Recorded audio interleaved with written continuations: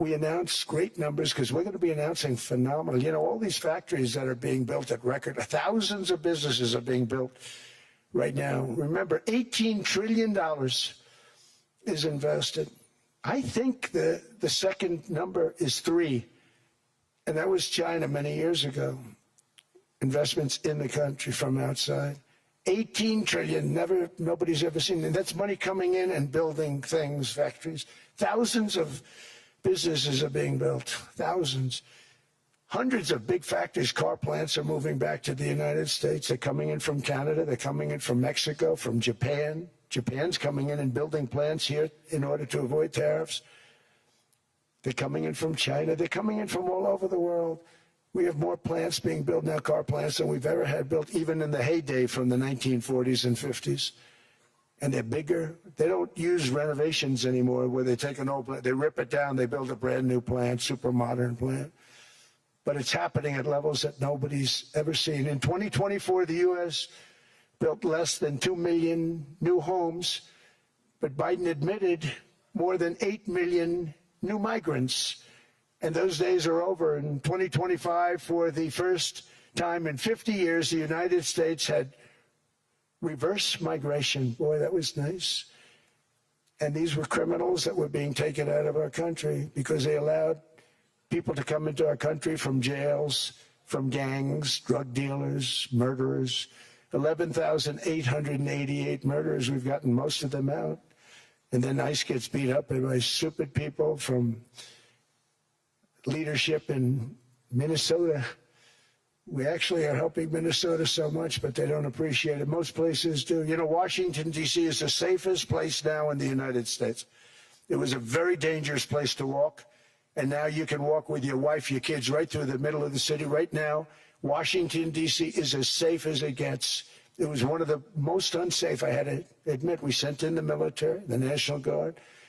Within 2 months, it was great. Within 3 months, it's like a really great place and a safe place and a beautiful place. It's even been cleaned up. The graffiti's gone. The fences are gone. We don't have to worry about fences anymore.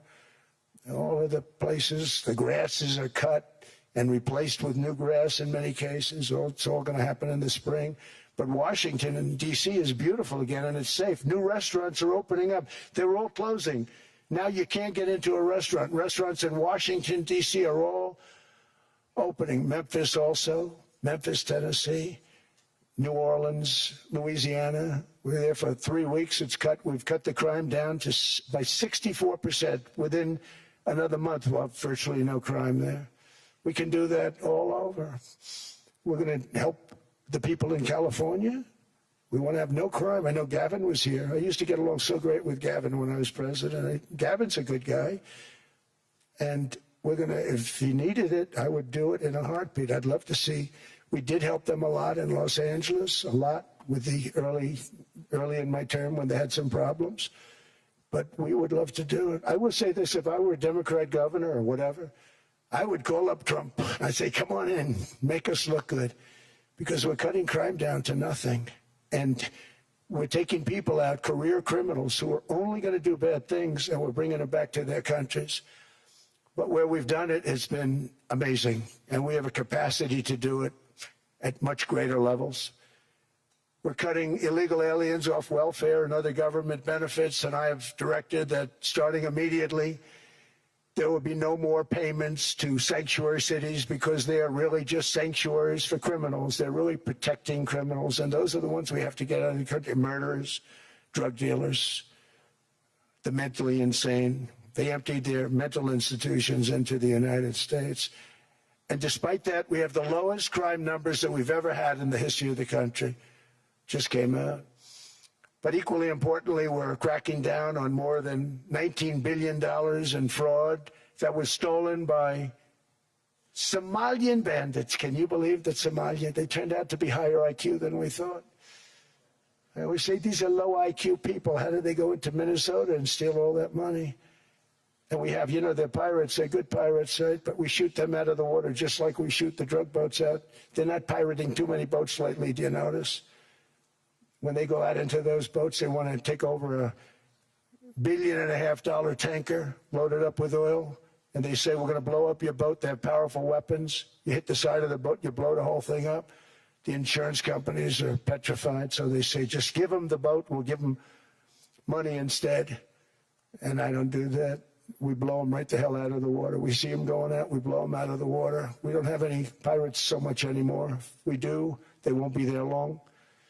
We've cut down with the hitting of the boats that are loaded up with drugs, including submarines. Can you believe they actually buy small, they call mini subs, very fast.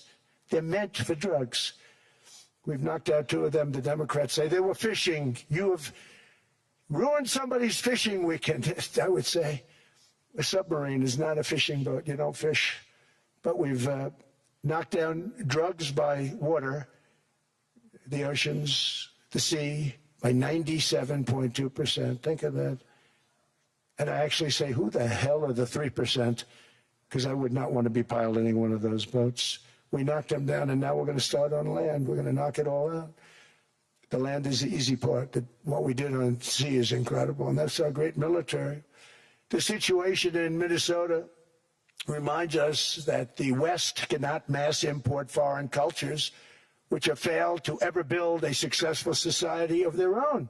I mean, we're taking people from Somalia, and Somalia is a failed, it's not a nation. Got no government, got no police, got no military, got no nothing. And then we have this fake congressperson who they just reported is worth $30 million. You believe this? Ilhan Omar, talking about the Constitution provides me. She comes from a country that's not a country, and she's telling us how to run America. Not going to get away with it much longer, let me tell you. The explosion of prosperity and conclusion and progress that built the West did not come from our tax codes. It ultimately came from our very special culture. This is the precious inheritance that America and Europe have in common. We share it. We share it, but we have to keep it strong. We have to become stronger, more successful, and more prosperous than ever. We have to defend that culture and rediscover the spirit that lifted the West from the depths of the Dark Ages to the pinnacle of human achievement. We live in an incredible, changing period. It's an unbelievable time, but we have to take advantage of the time that we're in. In our hands are technologies that our ancestors could scarcely have. I mean, they couldn't have even dreamt some of the things that we see today. And so rapidly they're produced. I mean, AI, 2 years ago, nobody ever heard of the term, and now everybody's talking about it. And it can have some very good purpose. It could also have some dangerous purpose, and for that we have to watch out. But some tremendous things are happening because of it. And we're leading by so much. We're doing so well. But opportunities that are bigger and grander than ever before in human history are right before us. It is the pioneers in this room. Many of you in this room are true pioneers. You're truly brilliant people. Just your ability to get a ticket is brilliant because you have about 50 people for every seat. I don't know what. That's Larry. Everything Larry touches turns to gold. He made this very successful. But you're in this room, and some of you are the greatest leaders anywhere in the world. You're the greatest brains anywhere in the world. And the future is unlimited, and to a large part because of you, and we have to protect you, and we have to cherish you. I always say we have to cherish our brilliant people because there aren't many of them. So together with confidence, boldness, and persistence, let us lift up our people, grow our economies, defend our shared destiny, and build a future for our citizens that is more ambitious, more exciting, more inspiring, and greater than the world has ever seen. We're in a position to do things that nobody else has ever even thought of before.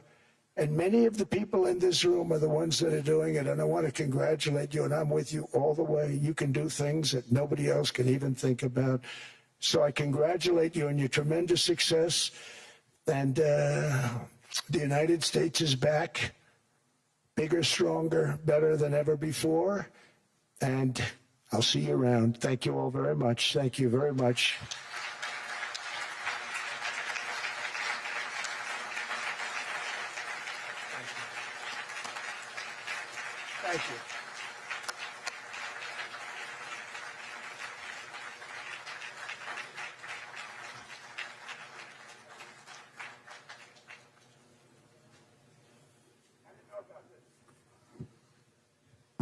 This was supposed to be a nice fire chat, Mr. President. Yes, good. I got set up. No, I did know. You made a job for the moderator really easy. Thank you, Mr. President, for your speech. I do have a few follow-up questions, if it's okay. Sure.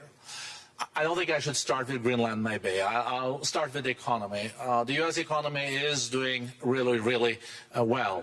But how to sustain this growth moving forward? Because there's always a recession looming around the corner. Well, you know, the one thing about economies and recessions is sometimes you get hit unexpectedly and there's nothing you can do about it. All brilliant people, but there's nothing. One example was COVID. We had an economy going at levels like nobody had ever seen my first 2.5, 3 years. And then I heard the word pandemic, not COVID. They came up with that name over a period of time. We won't get into that. But I heard the word pandemic. And I had a poll come out that was so strong just prior to that, and I was with the two best pollsters, McLaughlin and Fabrizio, and they said, sir, George Washington and Abraham Lincoln, if they came back and ran as president and vice president, they couldn't beat you. And then what happened is the following day, I was told to stay tuned because there's something really bad happening in China. There are bodies laying all over Wuhan, right around that certain building that we talk about. I always said it came from Wuhan. It did come from Wuhan. And they were body bags. We saw it by satellite. And they said, there are strange things happening in China. And so it began. And we ended up with the COVID, and the whole world suffered. We did a phenomenal job. I don't think we got the credit we deserve. We did something that Operation Warp Speed, which some people say was one of the greatest military feats ever. We did a great job. Use our military, use a lot of people. But sometimes you get hit with things, nothing you can do. You get hit with things like that unexpectedly. And we got through it. And when I left, the stock market was higher than it was previous to the COVID coming up. And that was, I call it a great achievement. But things happen. Bad things happen. The things that we can stop are wars if we're smart.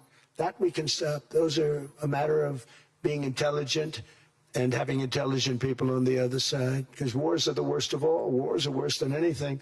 But we can stop wars because that's sort of up to us. But things like dust flying in the air, wherever COVID comes from or whatever comes, sometimes you have to be a little bit lucky. But we are poised to have an economy like no other, not only in this country, but anywhere. And you know, when you hear the kind of numbers that I can tell you that Scott Bessent was with me the other day, and he's looking at numbers. He said, I can't. And that's all he's done his whole life, pretty much your whole life. Scott, you weren't going to be a football player, I don't think. Scott was not that great at football, but he was always good at numbers, right? And he was looking at numbers. He said, I've never seen anything like this. We're poised to do things that no other country's ever done. And, you know, luck, I hate to say it, but we need a little luck. We don't want to get hit by something that nobody could have thought. Whoever thought we were going to hit by a pandemic? You know, when I heard the word pandemic, I said, oh, that's an ancient problem. World War I, they lost 100 million people. It actually ended World War I. A lot of people don't know. The Spanish flu in World War I ended because all the soldiers were sick. The soldiers were so sick on both sides, and that war was raging, and they were all dying from the Spanish flu. They were sick as dogs. They couldn't fight. So, you know, you don't know how that would have turned out. But so we do, I mean, subject to that, and I always have to put a caveat in for it, but we're poised to have the greatest growth of any large country, I think any country that there's been. When you look at what's happening in the United States, it's really amazing. Thank you. One thing that maybe keeps you up at night, I know you don't sleep that much anyway, Mr. President, is the debt. The U.S. debt is high, is now the biggest expenditure on your budget. How to get out of that impasse? Well, the big thing is growth. I mean, growth is the way. If we grow like this, we go from having at 37, 36, 37 trillion dollars. We go from having high debt to low debt. But we also are cutting expenses, you know, the old-fashioned way. We have extraordinary growth. I think we're going to be growing our way out. I think we're going to be paying off debt. We're taking in tremendous money from tariffs fairly. And again, I'm using them judiciously. Switzerland's a case study. I could have gotten much more. I could have asked for much more. But we're using them judiciously. But I think growth, most importantly, and then cutting costs. Now, if you take a look at Minnesota, $19 billion in fraud and other things. People going to airports, they came into the country, they don't have 10 cents, and they're leaving with hundreds of thousands of cash in their bags. When we get to that, and our DOJ, Pam, and Todd, and all the people that work over there, and all of the people that work in here, I can tell you, Scott Bessent is working on that. It's a priority, right? You have your whole team. We're in there looking for where this money is coming from, how much it is. It could be more than $19 billion. Can you believe that? That's just one state. If we were able to cut out 50% of the fraud, 50%, and we should be able to do better than that, we would have a balanced budget without having to talk about even growth.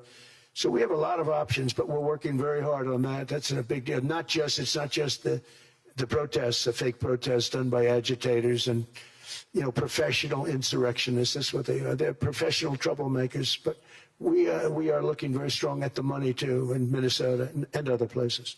I think, Mr. President, also the $500 billion invested in artificial intelligence and the frontier technologies last year also were driving growth exponentially in the U.S. Well, AI has been a big factor. AI is massive. I mean, Mark Zuckerberg showed me a plant where he put it over a map of Manhattan, and it was basically the size of Manhattan. This is not, I said, you got to be kidding. It's a plant that was miles long, miles wide, very high. I don't think it was high like the Empire State Building, but it was high. And it literally covered most of the island of Manhattan. That's called a big plant. And, when I heard they're going to spend $50 billion building it, I said, if you spend $50 million, you can build a nice little shopping center. If you spend $500 million, you can build a good shopping center. But how do you spend $50 billion? When I looked at this thing, I said, you think you'll be able to do it for that? It's amazing when, some of the plants that I see, and I see them all. And again, so big as we're letting them build their own electric generation. This way we have no problem, and otherwise they'd be complaining. There'd be nobody able to, but we have an old grid system. And not only that, they're going to sell at a very cheap price the excess electricity that they create back into our grid. So that'll solve some problems for certain states that don't have enough electricity. We also know that on the AI, there is fierce competition between the U.S. as the largest economy in the world, 27% of the global GDP and 5% of the global population, not doing that badly, and China. And we know that competition is very tough on AI. I know you're heading to a state visit to China in April. How do you see the U.S.-China relationship moving forward? Are you able to combine this tough competition with also collaboration? So I've always had a very good relationship with President Xi and with President Putin. Talk about, the larger powers. But I've always had a very good relationship with President Xi of China. He's an incredible man. What he's done is amazing. He's highly respected by everybody. And I do now. I mean, now I have good. It was very severely interrupted by COVID. I used to call it the China virus, but he said, do you think you could use a different name? And I decided to do that because why should we have a problem over that? But I would do that, and they were. You're a true diplomat, huh? I became a diplomat for the first time. Well, who taught me that? Marco Rubio. He said, let me teach you about diplomacy. Hey, any guy that gets approved by 100% of the votes, think of it, he got liberal Democrats and radical right Republicans to approve him. He's the only one. The next one was lost 45 votes, right? But he got all 100 votes voting for him. And at first I wasn't happy about it. I said, wait a minute, I don't like that. And now it turns out that the Democrats probably wish they didn't do that. And Marco has been fantastic. Marco, stand up, please. You have done a great job as Secretary of State. He's going to go down as the best Secretary of State. And Scott, and we have Susie, who's the first female Chief of Staff, and she's the best Chief of Staff, too. And I see Howard Lutnick, who I know spoke, and Howard's fantastic. Some of the deals we're doing are great. And I want to pay particular attention because we have Chris. And Chris, you got up and spoke, I think. He's the #1 oil man in the world, because I was going to put Doug Burgum, who's fantastic. I don't know if Doug's here. Is Doug here? Doug Burgum is fantastic. He said, sir, there's one man better than me. And he introduced me to Chris, and he turns out to be. So we're drilling more oil and gas now than we ever have, by almost double. Is that right, Chris? And on top of it, we got a lot coming out of Venezuela. So anyway, so we're doing great. The country is just doing great. We have great people. Thank you. And I see other people. We have Steve Witkoff. We have Jared. I got so many people. I'm in trouble because when I go back, they're going to be people with long faces. Sir, you didn't introduce me. I got so many people. And we have a lot of the greatest people anywhere in the world. I know them all. So I won't continue because we'd be here all day. Thank you, Mr. President. We also know that you're a deal maker, and then maybe coming back to Greenland and Ukraine. What kind of deal in the end do you see between the U.S. And Denmark? Because, I guess you see it now as a negotiation going on, or? Well, it's costing Denmark hundreds of millions a year to run it. And Denmark's a small country and wonderful people. But, it's very expensive. It's a very big piece of ice. And it's very important. I mean, I don't want to repeat the speech, but it's very important that we use that for national and international security. That can create a power that will make it impossible for the bad guys to do anything against the perceived good ones. And it's a great block for Europe, just like, Denmark was supposed to spend hundreds of millions of dollars. They didn't spend the money. They didn't spend anything, almost. And we'll see what happens. I just say this. NATO has treated the United States of America very unfairly. We never asked for anything. We never got anything. We actually took care of the needs of NATO for years and years, which I felt was always unfair. So I got NATO to pay because they're rich countries. But I think it's time that NATO step up. We're helping them with Ukraine. Without us, I think Putin would have gone all the way. I think we have it. I think there could have been a World War III, if you want to know the truth. If Kamala was elected, or Joe, any one of those, those thinkers, I think you could have ended up in World War III. And I will say Steve Witkoff has been dealing incredibly with. But we're not going to have World War III. We want to get it stopped, but we're not going to have World War III. I think if I wasn't elected, I think that could have evolved into World War III. It was a very, very bad situation, and it still is, but it's not that kind of bad. It's bad because so many young people are being killed. How close do you think there is on an agreement on Ukraine? I had the pleasure of speaking with Steve Witkoff and Jared Kushner yesterday. I know they're working hard on it. I know that they're also traveling now. Do you see this very close or still? Well, I hate to say it. I thought that was going to be so. I settled 8 wars plus. And I thought that was going to be one of my easier ones. Not the easiest. Some I settled in a matter of hours because I'm good at that stuff. The United Nations should be doing this. I shouldn't be doing it, but it doesn't matter. It's got to get done, saving a lot of lives. We're saving millions of lives. With Ukraine, Russia, there's tremendous hatred between President Zelensky and President Putin. That's not good. That's not good for settlements. We know from dealing. There's abnormal hatred. With that being said, I think Russia wants to make a deal. I think Ukraine wants to make a deal. And we're going to try getting a deal done. We're getting, I think, Steve, I think I can say that we're reasonably close. But what happens is oftentimes we'll have a deal with Russia. Russia's set, and President Zelensky will not do it. You saw that when he was in the Oval Office. I was not happy. And then we'll have President Zelensky wants to make a deal, and Putin doesn't want to make the deal. It's a very difficult balance. and it's big time, and it is, to use a word, it's a bloodbath. It's horrible what's happening. It's a drone war. The drones are killing, thousands of people a week, thousands. We have to get it stopped. So I believe they're at a point now. I'm going to meet with President Zelensky later today. I believe they're at a point now where they can come together and get a deal done. And if they don't, they're stupid. That goes for both of them. And I know they're not stupid. But if they don't get this done, they are stupid. So I don't want to insult anyone, but you got to get this deal done. Too many people are dying. It's not worth it. President Sisi is sitting on the first row here. He spoke earlier today and also complimented you on the Gaza deal. I think there will be a signing tomorrow. Of course, there are different views on this, but how important do you think this signing is on the Board of Peace? And do you think this is going to sustain? Do you think we now will see Gaza reconstructed and the billions of US dollars invested? I do. I mean, I think we have peace in the Middle East. There are some little situations like Hamas, and Hamas has agreed to give up their weapons. Now, they were born with a weapon in their hand, so it's not easy to do. When they were born with a rifle in their hand. It's not an easy thing for them, but that's what they agreed to. They've got to do it.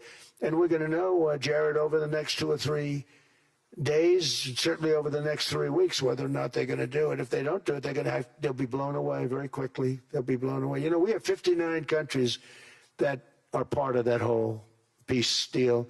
And some of those countries aren't even they're near the Middle East, but they're not in the Middle East traditionally. And they want to come in and take out Hamas. They want to come in. They want to do whatever they can. There's a problem with Hezbollah in Lebanon, and we'll see what happens there. But that's a problem. But there are these little flames, but there's peace in the Middle East. Now, had we not gone in and knocked out with those big, beautiful, we just ordered 25 brand new ones, the latest and the greatest, the B-2 bomber. Think of them, they went in there at 2 o'clock in the morning with no moon, no light, no nothing, and every single one of those massive bombs hit its target, 100,000-pound bombs hit its target, every one of them. And then on top of it, from a submarine 300 miles away, we hit the sites with tomahawks, which is an unbelievable weapon. So, we did our job. If we didn't do that, you would have never had peace in the Middle East.